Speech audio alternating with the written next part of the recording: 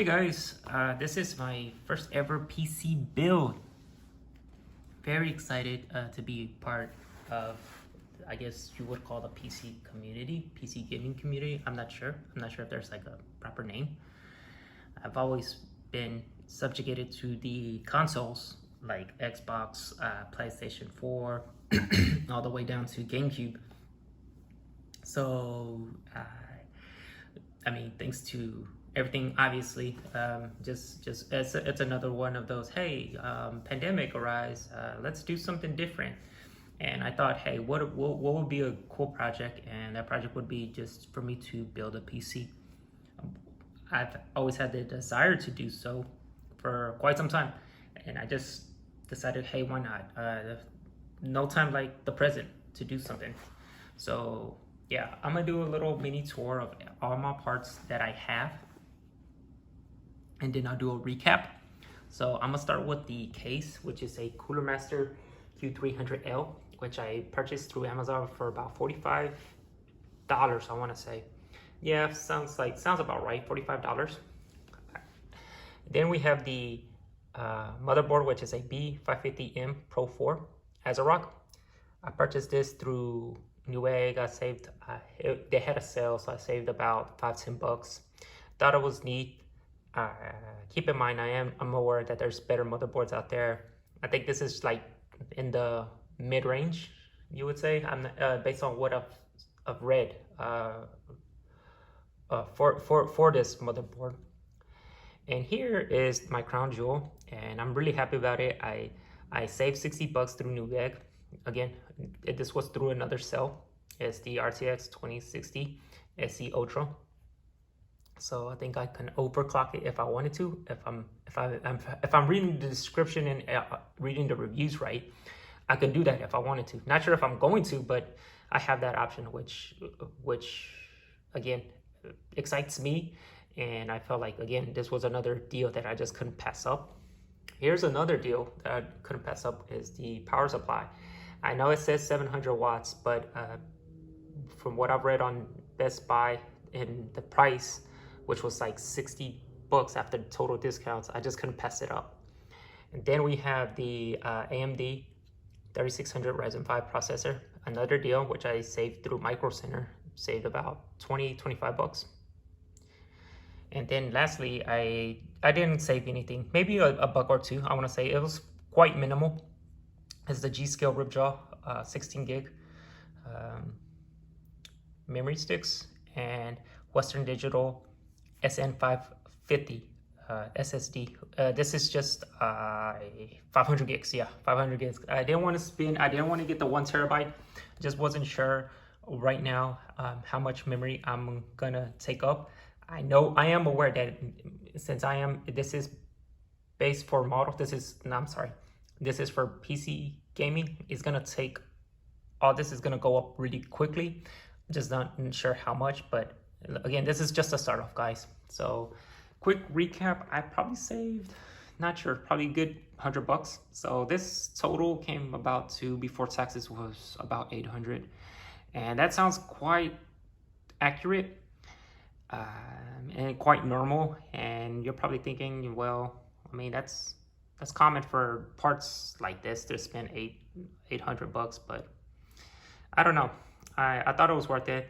I did take my time to study each product before I made my purchase, and yeah. So hopefully in the next video you'll see all of this in here. Oh, no RGB. Didn't do RGB. Again, I'm not too educated on that.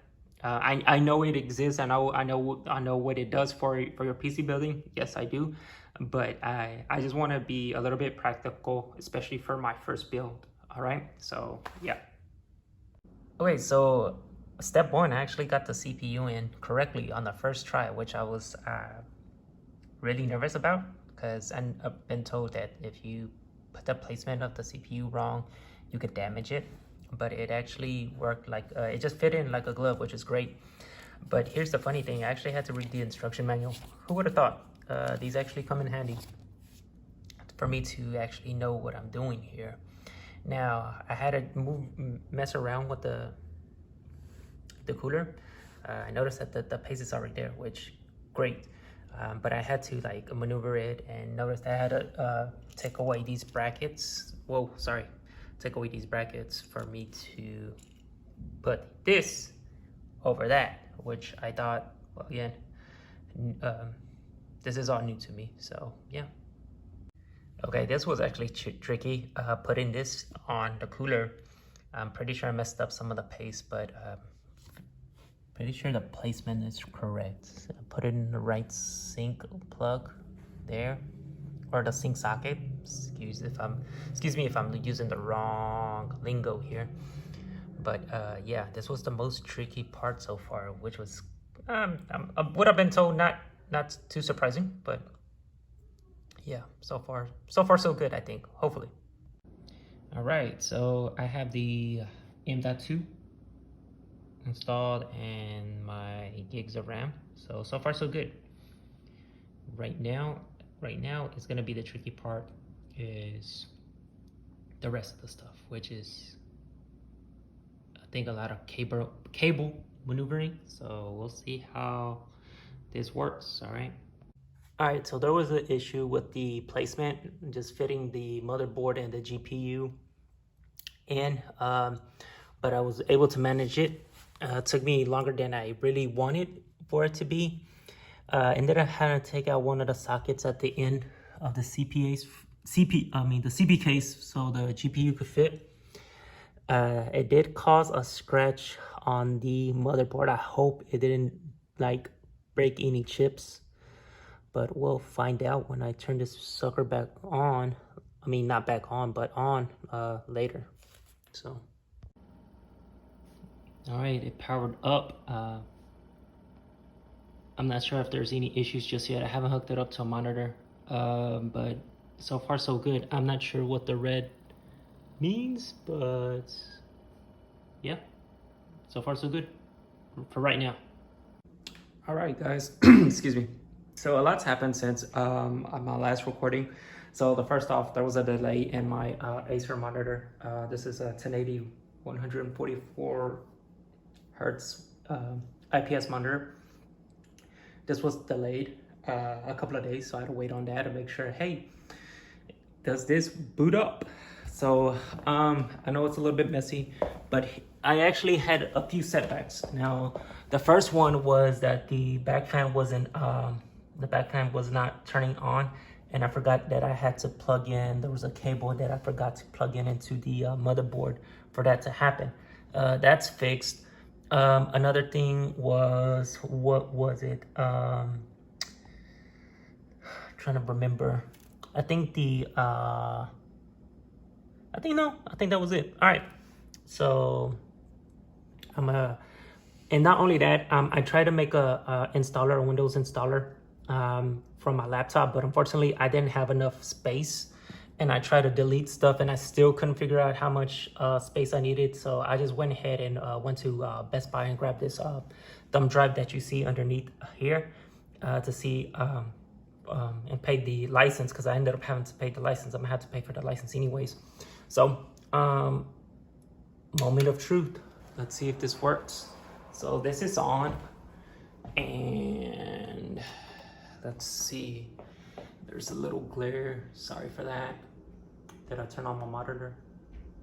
Uh-oh, fail. Epic fail. Uh-oh. All right, let me stop recording and I'll see what's going on, why this monitor is not turning on. All right, so after a few days later of messing with my computer, I had another setback. It appeared that I had connected everything correctly onto my PC motherboard, and I come to find out that the motherboard was faulty. I tried calling Newegg, and unfortunately they couldn't return it because it was outside the return window. So I had to buy a new one, and I'll talk more about that later. But right now I got everything going, which I was fortunate enough to do so after having to learn a whole different motherboard brand. But here it is, it's uploading, and I'm really excited because it's coming along smoothly now. So yeah. All right, so here it is, my first home screen for my new PC. what was a project that was planned for like a few days, like a day or two, ended up stretching out to a whole week, entire week. And it is what it is. I am satisfied.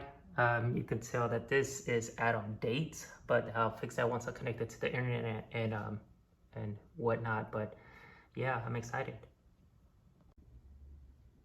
All right, here it goes. This is it. I've been done installing all my drivers that I know I need. I'll probably have to read the manuals over again and see if I missed anything. I did all the audio, chipset, network installers, GPU installers. I think they covered all of it. I also included Steam on my desktop. Happy with it how it came out. I might return this monitor. I noticed this was a 1080p, but it's only 75 hertz refresh rate, but I think I'll keep it. I found it on sale for $100. So after all the money that I've spent, yeah, I think I'm good for right now. I don't know if I want to upgrade right now or just wait till later. So this is it. This completes the setup. Here's my keyboard I bought. Here's all the wires that I need to just tangle up. I have some zip ties, so hopefully I do this right. And yeah, what I would recommend doing is, first off, learning from my mistakes, because I bought these parts not separately, meaning they weren't in close proximity. I didn't buy them all in one time. I bought all these parts within a span of weeks and probably months because of the motherboard issue. Had I bought the motherboard alongside everything else, I probably would have gotten an even exchange from Newegg. I'm not gonna complain too much. They were really nice about it. It's just I understand that they just couldn't do it. So no harm, no foul. Lesson learned. I lost out about $110, which is no big deal.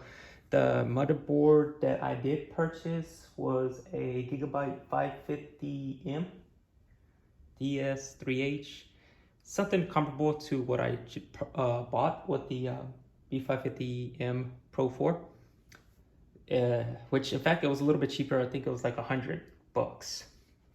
Anyways, but yeah, that's what I would do if you guys are interested in PC building. Just buy all your parts all at once if you can, or just make sure that, hey, when you buy them, when the exchange or return rate is due. So just keep that in mind. So that does it for this video, guys. Hope you guys enjoyed, and thanks so much for watching.